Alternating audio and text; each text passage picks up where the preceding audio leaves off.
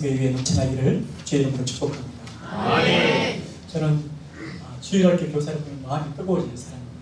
왜냐하면 제가 10살 때 저희 집은 아무도 예수 믿지 않는 불모의 집안인데 저희 집 뒤에 사시는 이 고향교회 주일학교 선생님이 아마 그 선생님이 20살이었던 것 같아요.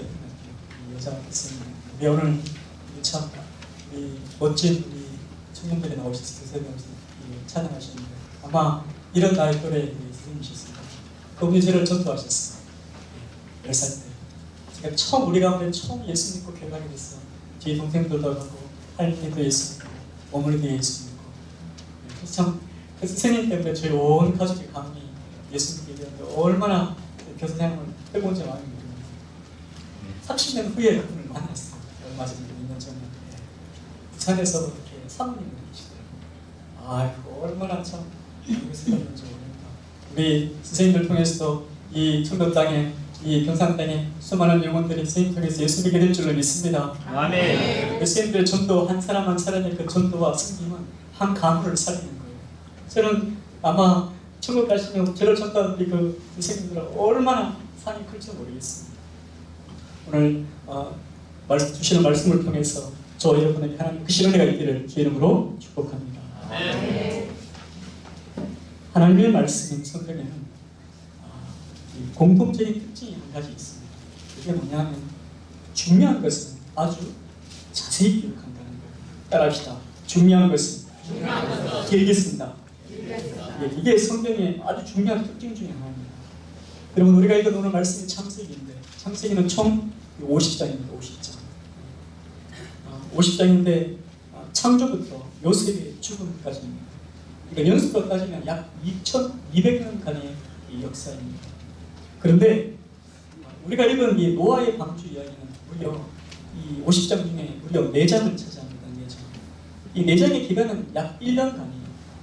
여러분 2200년간을 49장 쓰고 1년간을 4장 썼으면 뭐가 중요하겠습니까?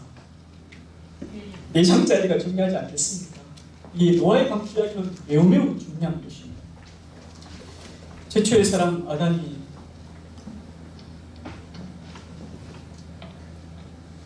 제가 목소리가 너무 큰 거죠? 아닙니다. 아닙니까? 네. 사람은 조그만데 소리는 크고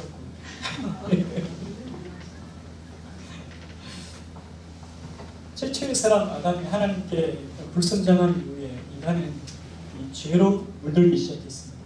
그래서 급기야 이 첫째 아들 가인이 친동생 아벨을 죽이고 말죠. 성도 여러분, 아담의 후손이 지은 최초의 죄가 무슨 죄라고요? 살인이에요. 여러분 이것을 우리는 그냥 보통 지나가면 안 됩니다. 아담의 후손이 지은 최초의 죄가 거짓말도 아니고 도둑질도 아니고 폭력도 아니고 살인이란 말이죠.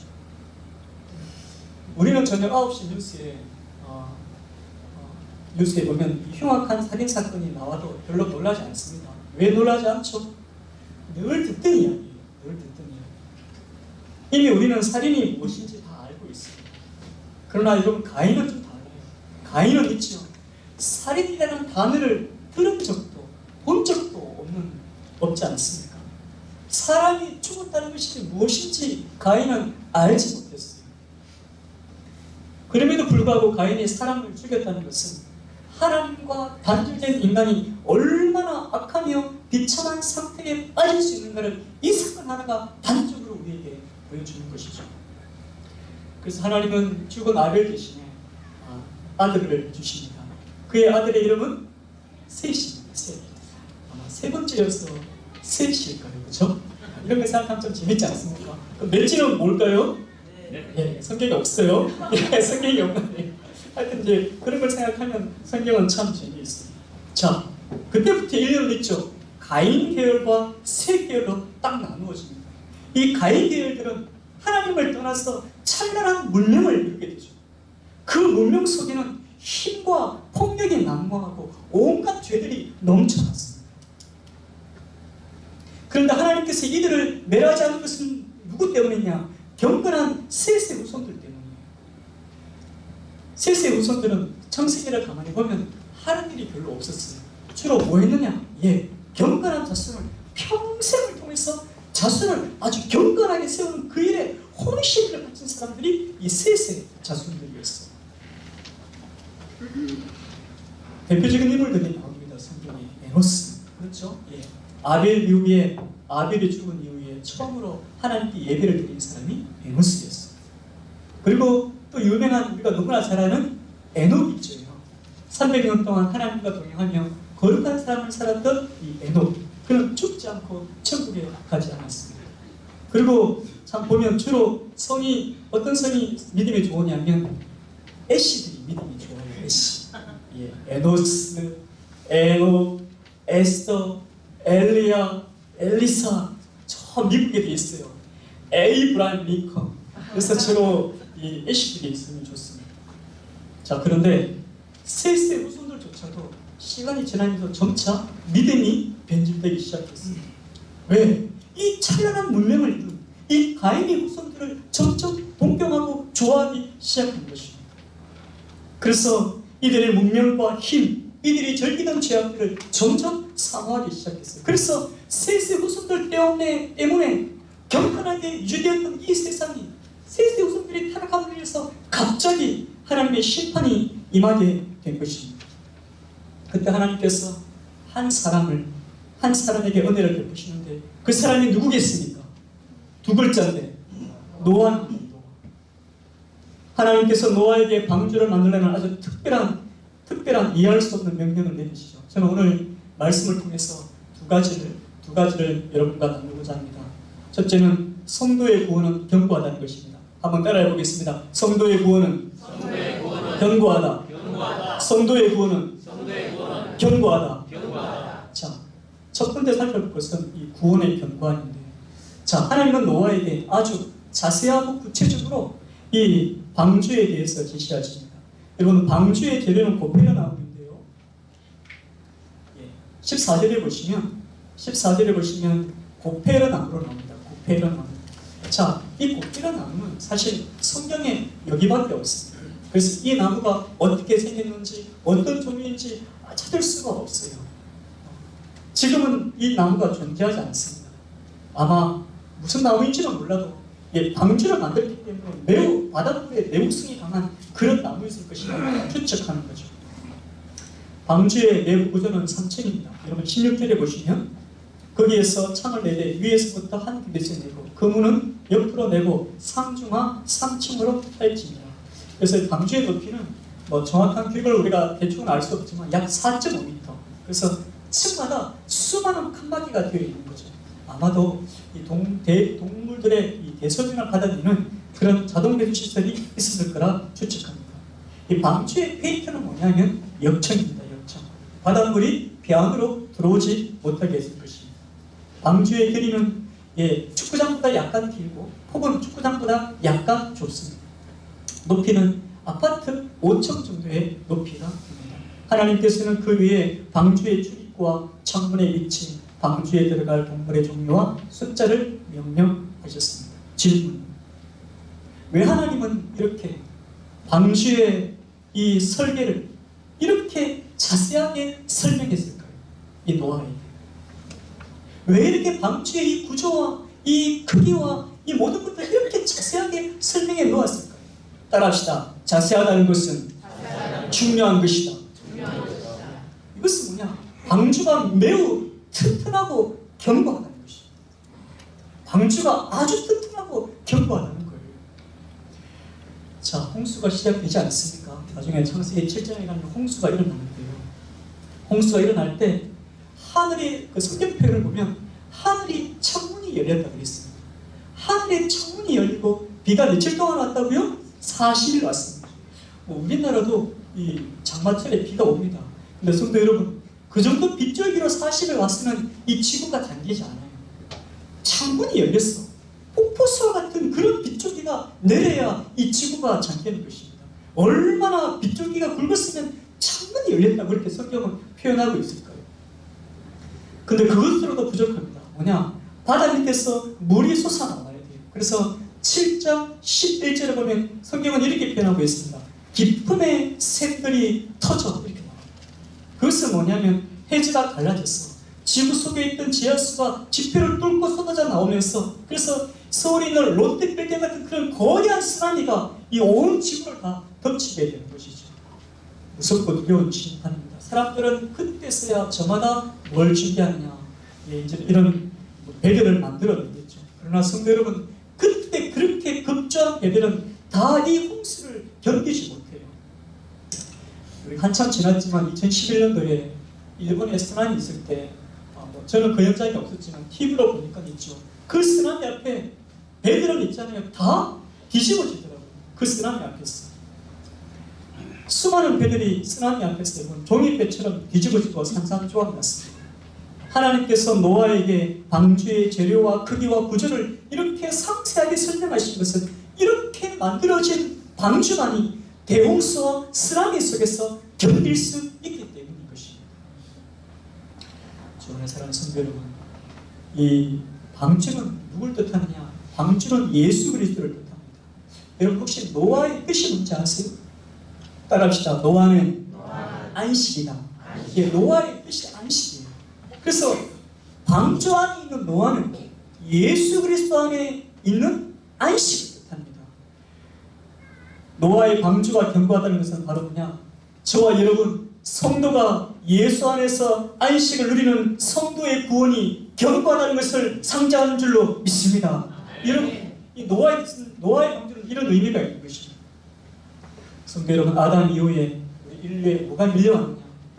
노아 시대에 홍수가 밀려왔던 것처럼 아담이 죄를 지은 다음에 이 인류 역사에 밀려온 쓰나미가 있는데 그게 무슨 쓰나미냐? 죄의 쓰나미였어요. 죄의 쓰나미.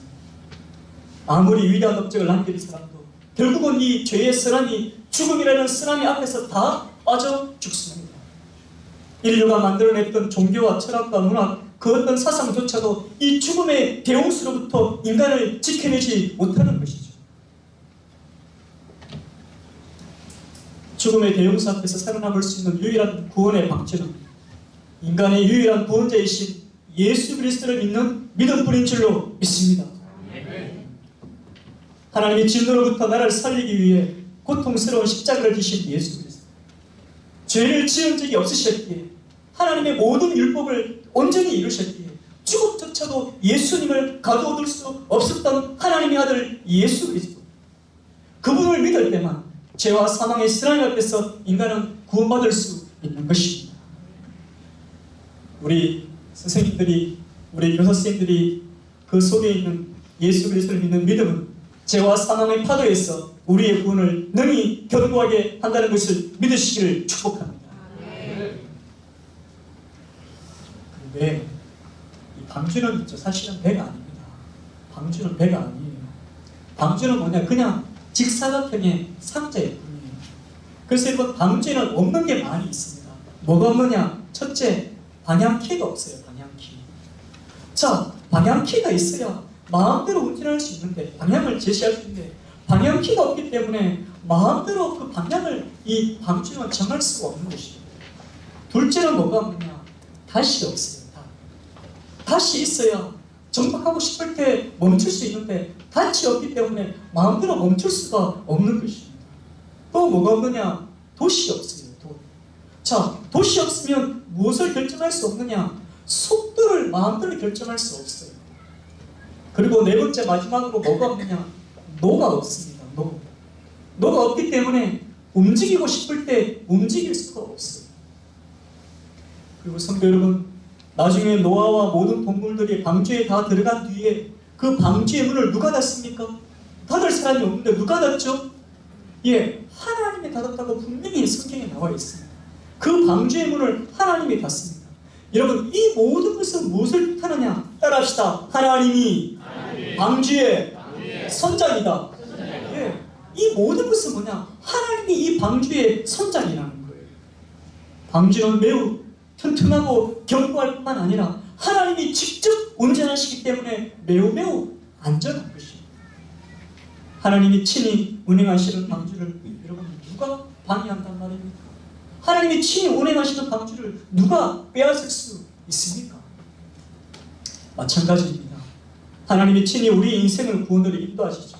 그래서 구원하기로 택한 백성은 절대로 중간에 버리는 법이 없어요. 좀 실수하고 허물이 있어 하나님은 절대로 자기 백성을 버리지 않습니다. 끝까지 구원받을 백성으로 반드시 변화시키실 것입니다. 그래서 우리의 구원은 따라합시다. 안전하고 확실하다. 저희 할머니께서 70에 예수 믿으시고 91에 천국하셨습니다. 저희 할머니께서 예수 믿기 전에 늘 애용하시던 놀이기구 3종 세트에 있습니다. 술, 담배, 화투, 이 놀이기구 3종 세트가 있습니다. 그 중에 저는 저희 할머니께서 이 경상도 말로는 화투를 하토라고 합니다. 맞죠? 제가 하토라고 합니다. 하토. 예. 저는 저희 할머니께 하토를 전수받았는데 혹시 우리 어르신들께서 하토 아시죠? 여러분 하토에는 세 가지가 있는데 고스톱과 육백과 미나토가 있습니다. 혹시 아시나요? 고스톱과 육백과 미나토가 있습니다. 미나토와 고스톱과 육백 이 세 가지는 항상 있을 것인데 그 중에 제일은 육백이나 우리 청년들 잘 모르겠지만 우리 어르신들은 이렇게 육백 뭔지 아십니까? 참 육백 재밌어요. 제가 할머니께 많이 배웠습니다. 밤에 할머니께서 상시가하고 부르시면 제가 할머니 방에 들어가서 밤늦도록 육백을 함께 이렇게 쳐드렸습니다. 자, 그런데 어느 날 제 할머니께서 교회를 처음 딱 나가신 날부터 놀라운 일이 생겼습니다. 그게 뭐냐? 세상에 교회 가시면 그 다음 날부터 이 세 가지 놀이기구 중에 두 가지를 딱 끊으셨어요. 뭘 끊으셨느냐? 술과 담배를 끊으신 거예요. 저희 할머니 할아버지 없이는 살아도 술 없이는 못 사는 분이십니다. 늘 술병이 굴러다녔어요. 저희 집. 담배도 있죠. 여러분 제가 요즘은 담배가 뭔지 모르겠어요. 옛날에 제가 아는 담배는 88까지만 아는데 혹시 예, 저희 할머니가 피우는 담배는 아리랑 88 이런 게 아니고요. 이 곰빵대 담배입니다. 혹시 곰빵대는 우리 본생들은 아시죠? 예, 이거 제가 할머니 그 지푸라기를 얼마나 많이 뿌리는지 몰라요. 곰빵대 담배는 니코틴 충동이 매우 심합니다. 끊기가 어려워요. 그런 할머니께서 삶의 마지막에 예수라는 방주에 들어가시더니 술과 담배를 하루에 딱 끊으신 것입니다. 제가 그때 고등학교 2학년 때였는데 그때 제가 알았어요. 이야, 예수가 세긴 세구나. 한번 따라합시다. 예수가 세긴 세구나. 예, 저희 할머니 까막눈이십니다. 까막눈이세요. 글자를 모르세요. 글자를 못 읽었어요. 한글을 못 배우셨어요. 그래서 교회 가시면 찬송가도 읽을 줄 몰라, 성경도 읽을 줄 몰라, 그냥 앉아서 듣기만 하고 오시는 거예요. 여러분 생각해 보세요. 좋아하는 술, 담배 끊으셨죠? 글자 모르시죠? 허리는 아프시죠? 세상에 교회가 무슨 재미가 있겠습니까? 그렇게 했죠. 가시는 그 첫날부터 돌아가신 20년 동안 비가 오나 눈이 오나 한 번도 교회에 빠지지 않고 다니셨어요. 여러분 이것은 누가 하신 일입니까? 하나님이 하신 일이에요. 하나님께서. 글자를 몰라도 늦게 예수 믿어도 하나님은 자기 백성을 안전하고 확실하게 구원으로 인도하시는 줄로 믿으시기 바랍니다. 예, 이게 노아의 방주에 경고하는 것입니다. 사랑하는 성도 여러분, 노아의 방주는 아름답거나 속도를 내도록 설계되지 않았어요. 이게 중요합니다. 노아의 방주의 목적은 아름답거나 속도를 위해 설계되지 않았습니다. 방주의 목적은 뭐냐면 견고함이에요. 견고함. 이런 견고한 구조 덕분에 이 노아의 방주는 대홍수로부터 안전하게 보호되었습니다. 자, 그래서 방주는 견고함이라는 목적을 위해서 포기한 게 있어요.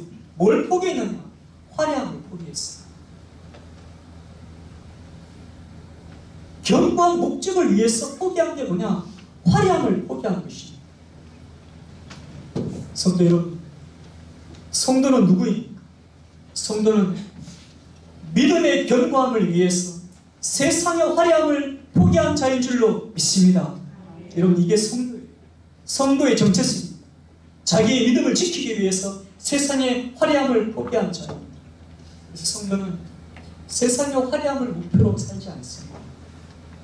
믿음 생활할 수 없는 화려한 직장보다는 월급은 작지만 예수를 분명히 믿을 수 있는 그 직장을 선택하는 것이 성도의 삶입니다.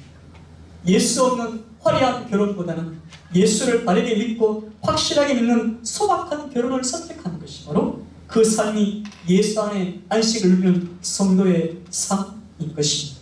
우리 모든 교사 분들이 신앙이 믿음의 견고함을 위해서, 구원의 견고함을 위해서 세상의 화려함을 과감히 포기하는 그런 믿음이 있기를 주의 이름으로 축복합니다. 두 번째는 성도의 구원은 위대하다는 것입니다. 한번 따라 하시죠. 성도의 구원은 위대하다. 자, 저는 노아를 생각할 때 궁금한 점이 하나 있어요. 그게 뭐냐? 이 노아의 됨됨입니다. 노아의 됨됨. 성경은 노아를 이렇게 표현합니다. 오늘 말씀의 9절에 보시면 보시죠. 자, 우리 9절을 한번 같이 읽겠습니다. 6장 9절 말씀 시작. 이것이 노아의 조건이라. 노아는 의인이요 담대의 완전한 자라. 그는 하나님과 동행하였으나. 자, 모세의 성경의 저자인 모세는 노아를 어떻게 표현하냐? 그는 의인이요 하나님과 동행하며 당대의 완전한 자라 이렇게 표현했습니다. 근데 사실 노아의 모습은 이 표현에 딱 어울리지 않아요. 어디에서 알 수 있느냐? 나중에 창세기 9장에 가면 노아의 모습을 볼 수 있습니다. 원래 노아의 직업은 방주 제조업자가 아니에요. 노아는 방주 제조업자가 아닙니다. 원래 그의 직업은 포도농사입니다. 대홍수에서 살아남은 노아는 열심히 포도농사를 지었죠. 그의 포도농사가 대풍이었어요. 우리 노아 기분이 해피해졌습니다. 그래서 한나라 포도주에 취해서 옷을 훌르덩 다 벗고 대자로 벌떡 누웠습니다. 여러분 왜 그랬을까요? 원래 그게 노아의 모습이었대요. 원래 홍수로 죽은 사람들보다는 좀 덜 했겠지만 노아에게도 여전히 그런 초한 모습이 남아 있었던 것입니다. 사실 노아조차도 거룩하신 하나님 앞에 결코 설 수 없는 존재였습니다. 이런 노아를 하나님은 왜 의인이요 완전한 자요 하나님과 동행한 자라 소개할까요? 그 이유가 무엇이겠습니까? 이유는 단 하나입니다. 우리 6장 8절을 같이 읽습니다. 6장 8절 시작. 그러나 노아는 여호와께 은혜를 입었더라. 다시 한번요. 그러나 노아는 여호와께 은혜를 입었더라. 성도 여러분, 노아도 실수 많고 허물 많은 사람이었는데 하나님의 은혜로 의인이라 인정을 받은 거예요. 여러분 바로 이게 뭐냐? 신약 성경에 사도 바울이 그렇게 강조하는 이시칭의의 구약적 표현입니다. 예수를 믿음으로 의롭다함을 받는 그 이시칭의가 구약에 쓰는 그러나 여호와께 은혜를 입었더라 이렇게 표현한 것입니다. 그게 바로 노아에게 임한 은혜의 위대함, 구원의 위대한 것입니다. 이 은혜를 입은 노아가 행한 특별한 삶이 있습니다. 그게 뭐냐? 성도 여러분, 저는 이렇게 생각해 본 적이 있어요. 왜 하나님께서는 방주를 만들어서 주지 않고 이 복잡하고 큰 방주를 어떻게 이 자기 전통 땅인 노아에게 이것을 만들라고 지시하셨습니까? 자, 그에 대한 대답이 어디에 있느냐? 6장 22절과 7장 5절에 있는데요. 우리 한번 같이 읽어보겠습니다. 6장 22절 시작. 노아가 그와 같이 하여 하나님이 자기에게 명하신 대로 다 준행하였더라. 7장 5절 노아가 여호와께서 자기에게 명하신 대로 다 준행하였더라. 자, 노아는 하나님의 명령을 모두 순종했습니다. 하나님께서 노아로 하여금 방주를 만들어 주지 않고 방주를 만들라 하신 이유는 뭐냐? 노아의 순종을 누구에게 보여주고 싶은 거예요? 우리에게 보여주고 싶은 것입니다. 이게 하나님의 의도이십니다. 성도 여러분, 잘 생각해 보십시오. 노아가 살던 시대에 거대한 방주를 만드는 것은 바보 같은 짓입니다. 왜 바보 같은 짓이냐? 창세 이후로 홍수가 한 번도 일어난 적이 없기 때문이에요. 자, 심지어 어떤 학자들은 노아 시대 사람들은 무엇을 알지 못했다? 비를 알지 못했다고 합니다. 예. 그래서 많은 과학적 근거가 노아 시대는 아직 지각 활동이 있기 전이기 때문에 비가 내리지 않았다는 거예요. 비가 내리지 않았다. 그래서 그 당시에 기후환경은 비가 내리는 조건이 아닙니다. 그래서 그 당시에는 남극, 북극 이런 게 없어요. 온 지구가 다 이렇게 따뜻한 그런 조건이 된 것입니다. 그래서 이 안개와 수분으로도 충분히 다 식물이 자랄 수 있을 만큼 그런 조건이었다는 거예요. 자, 노아 시대 사람들은 비를 본 적이 없지. 홍수가 무엇인지 모르지. 그런 시대에 홍수가 난다면서 하루 종일 방주를 만드는 노아를 보고 다 뭐라고 말했냐? 미쳤다고 말하는 거죠. 미쳤다. 다 손가락질 했습니다. 그러면서 자기들이 하는 일이 더 중요하고 더 위대한 일이라고 그들은 생각했어요. 창세기 4장에 보면 이미 여러분 노아 시대 이전에 이미 건축술과 기업형 목축업과 예술과 물리공학이 이미 다 발달했습니다. 그들이 이런 문명과 무관한 휘황찬란했습니다. 사람들의 감탄을 다 자아냈어요. 그래서 그 어떤 사람도 하루 종일 홍수가 난다면서 방주를 만드는 노아보다 자기가 하는 일이 가치 없는 일이라고 생각하는 사람이 단 한 명도 없었습니다. 쓸모도 없는 방주를 만드는 일에 일생을 바치는 노아는 그들이 보기에는 바보, 등신, 할뿐이가 아니겠습니까? 자, 그런데 홍수가 일어나면 문제는 달라집니다. 홍수가 시작되면 달라져요. 그때는 더 중요하고 값진 것이 무엇인지 그때 결판 나는 것이 방주를 만드는 그 일이 가장 중요하며 위대하다는 것을 그들은 물에 빠져 죽어가면서 깨닫게 되는 것이죠.